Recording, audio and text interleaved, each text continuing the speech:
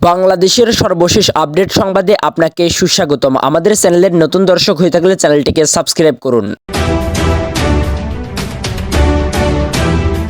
স্বাধীনতা দিবসে গণতন্ত্রের প্রতিশ্রুতি পুনর্ব্যক্ত করলেন তারেক রহমান। স্বাধীনতা দিবসে শহীদ রাষ্ট্রপতি জিয়াউর রহমানের মুক্তিযুদ্ধে ভূমিকার কথা স্মরণ করেছেন বিএনপির ভারপ্রাপ্ত চেয়ারম্যান তারেক রহমান। মঙ্গলবার ফেসবুকে দেওয়া এক পোস্টে তারেক রহমান উল্লেখ করেন, 1971 সালের এই দিনে তৎকালীন মেজর জিয়াউর রহমান বাংলাদেশের স্বাধীনতা ঘোষণা করেন। তার আহ্বানে মুক্তিযুদ্ধ শুরু হয়, যা দেশের স্বাধীনতাপ্রিয় সব মানুষকে একত্রিত করে পাকিস্তানি বাহিনীর বিরুদ্ধে লড়াই উদ্বুদ্ধ করেছিল। তিনি এই ঘটনাকে বাংলাদেশের সার্বভৌমত্বের ভিত্তি স্থাপনের অন্যতম গুরুত্বপূর্ণ মুহূর্ত হিসাবে উল্লেখ করেন। একই সঙ্গে শহীদ জিয়ার আদর্শকে সামনে রেখে জনগণের অধিকার ও স্বাধীনতা রক্ষা এবং অন্তর্ভুক্তিমূলক উন্নয়নের মাধ্যমে একটি টেকসই গণতন্ত্র গড়ে তোলার প্রতিশ্রুতি পুনর্ব্যক্ত করেন তারেক রহমান। সেনা সমর্থিত 1/11 তত্ত্বাবধায়ক সরকারের আমলে একাধিক দুর্নীতির মামলা থেকে জামিনে মুক্তি পাওয়ার পর 2008 সালের সেপ্টেম্বরে চিকিৎসার জন্য যুক্তরাজ্যের উদ্দেশ্যে বাংলাদেশ ছাড়েন তারেক রহমান। সেখানে তিনি পরিবারের সঙ্গেই থাকছেন। দেশ ছাড়ার সময় তিনি সক্রিয় রাজনীতি থেকে অবসরের ঘোষণা দিয়েছিলেন, তবে পরে তিনি বিএনপির ভারপ্রাপ্ত চেয়ারম্যান হিসাবে দায়িত্ব নিয়ে দলের নেতৃত্বের ভূমিকায় ফেরেন। খালেদা জিয়া ও বিএনপির প্রতিষ্ঠাতা জিয়াউর রহমানের জ্যেষ্ঠ পুত্র তারেকের বিরুদ্ধে